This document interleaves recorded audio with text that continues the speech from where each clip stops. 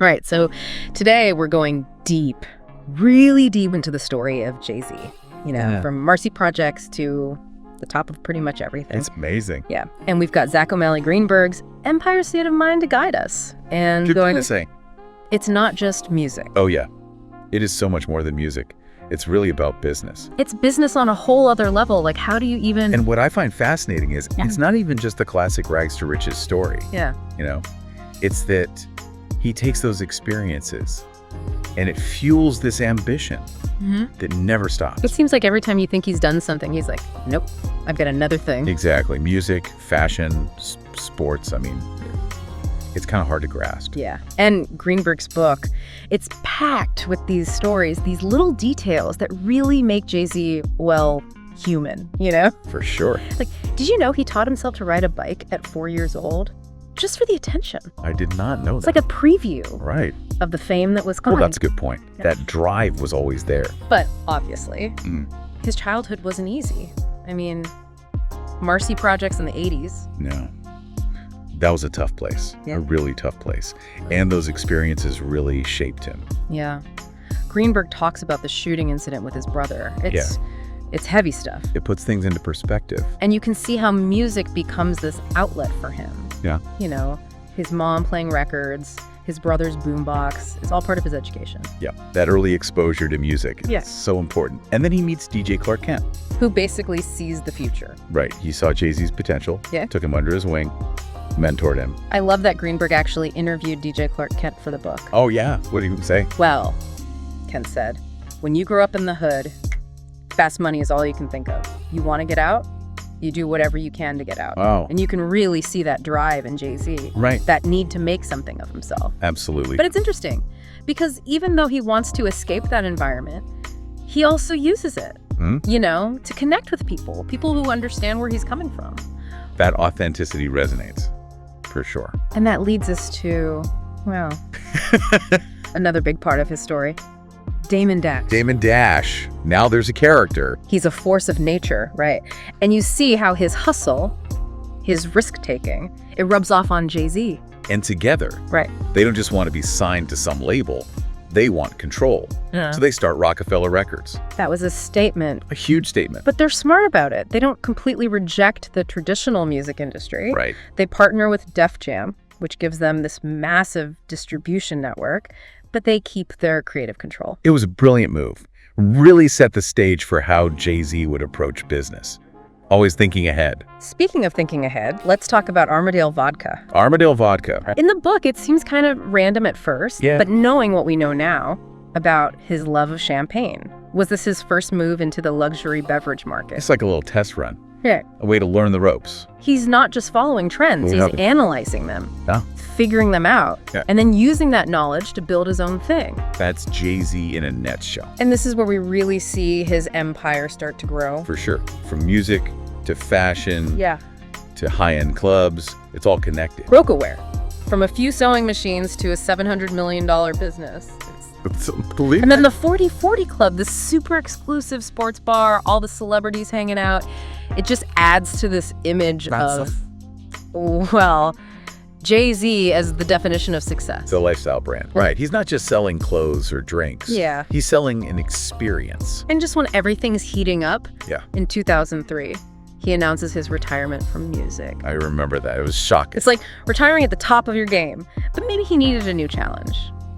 He always needs a challenge. And that's where things take an interesting turn. Greenberg tells this story about the Entertainers Basketball Classic, this legendary streetball tournament at Rucker Park. Yeah. And Jay-Z, being the competitor that he is, puts together this dream team of NBA players. A dream team. Who are we talking about here? Tracy McGrady, Lamar Odom, Kenyon Martin, the best of the best. It was this huge event. Really blurred the lines between entertainment and sports. It was a smart move. Reaching a new audience, expanding his influence. Did his team win? Well, Greenberg interviewed Fab Five Freddy for the book. And you know what?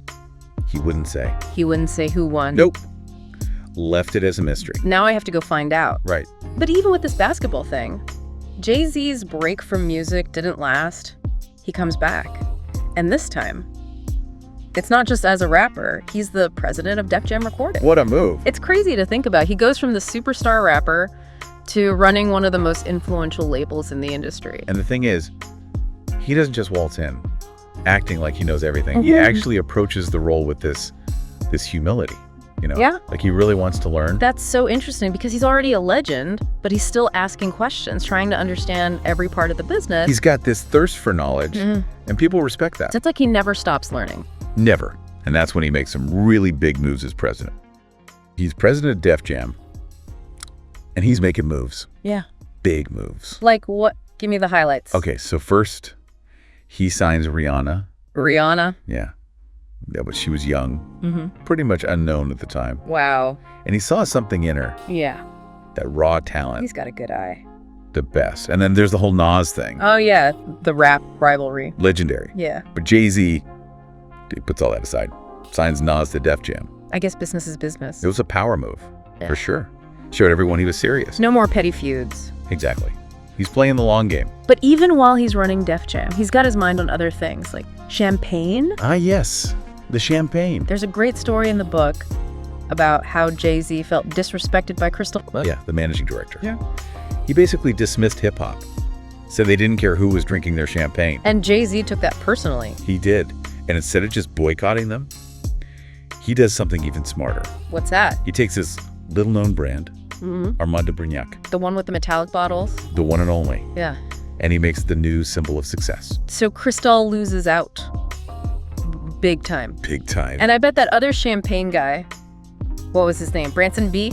Oh, yeah. Where's the B? I bet he noticed what was happening. Oh, he noticed. Greenburg even tells a story about how Branson B couldn't get his own champagne. Branson B cuvee into Jay-Z's 40/40 Club. That's got a sting. It's like Yeah. Jay-Z could make or break a brand Yeah. by saying whether he liked it or not. That's power. Real power. But, you know, I mean, some people say Armand de Brignac. It's all hype. The quality isn't really there. Is it just about the image then?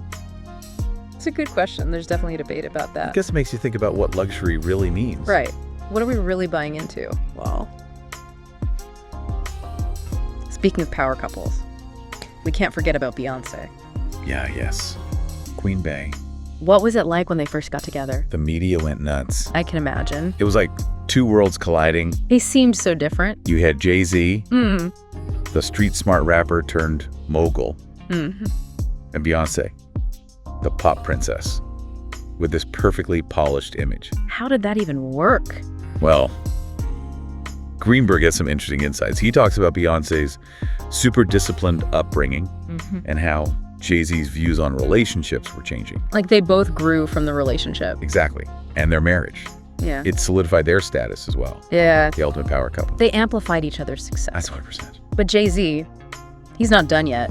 He sets his sights on something even bigger, bringing an NBA team to Brooklyn. The Brooklyn Nets. That was a huge undertaking. He was involved in everything, from working with developers Yeah. to trying to get LeBron James to play for them. You imagine Jay-Z and LeBron in Brooklyn. That would have been insane. It almost happened. But even though he didn't get LeBron, he still made a smart move. He traded his ownership stake in the Nets for a big endorsement deal with Iconics. So he knew when to hold him and when to fold him. He's a master strategist, always thinking a few steps ahead. Through all of this, he never forgot about music. Music is his foundation. It's what he always comes back to. And that leads us to his deal with Live Nation, $150 million. A 360-degree agreement. Music. Touring. Merchandise. The whole shebang. That deal changed the music industry. How so? Album sales were declining, touring was becoming more important, and Live Nation. They were betting on Jay-Z's entire career, not just his albums. So it was a new way of doing business. It was a game changer.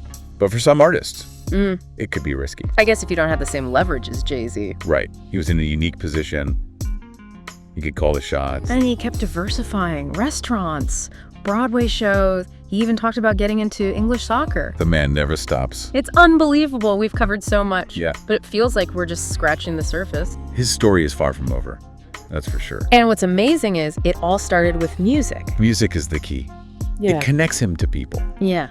no matter who they are, where they come from. But is that enough to explain his success? That's the question, isn't it? What makes someone like Jay-Z so successful? Is it talent, hustle, Luck? Is it being in the right place at the right time? Greenburg leaves us with that question. It's a question a lot of people ask about successful people. Yeah. Right? Like, yeah. Was it just raw talent? Or was it hard work? Or maybe just plain luck? Yeah. What's the secret sauce? With Jay-Z, I think it's a mix of all three. He's obviously got the talent, but there's this incredible drive there, and he's able to spot an opportunity when he sees one. And he goes for it, like with the Armand de Brignac thing. Yeah. Or that basketball dream team. Yeah. He's not afraid to take a chance. Exactly. He's always pushing boundaries, always looking for the next challenge. That's a good lesson right there. You can't just wait around for things to happen. You got to make them happen. I think that's one of the biggest things we can learn from his story. So what else can we take away from Jay-Z's journey? Well, success isn't always a straight line. There are going to be setbacks. There are going to be obstacles. It's how you handle those things that matters. He definitely faced a lot of adversity early on. But he never gave up. Yeah. He kept pushing forward. And he didn't do it alone. Yeah. He had people like DJ Clark Kent, Damon Dash, people who believed in him. Your network is so important, no matter what you're trying to achieve. Jay-Z understood that. He knew how to collaborate, how to find mentors. He wasn't too proud to ask for help. And he always seemed to be lifting other people up too, like signing Rihanna. Yeah. Or investing in new businesses. Yeah. He used his platform to give back. Yeah. To empower others. That's something we can all learn from, no matter how much success we have. It's safe to say Jay-Z's story isn't over. I can't wait to see what he does next. Me neither. He's a true innovator, always one step ahead. Wow. This has been an incredible look at Jay-Z's life. From Marcy Projects to, well, everything. He's a legend, and there's a lot we can learn from him. It's a story about talent, hard work, and smart decisions. But more than that, it's a story about resilience, about overcoming obstacles, and never giving up on your dreams. And that's a message we can all take to heart. Thanks for joining us on this deep dive. We'll see you next time.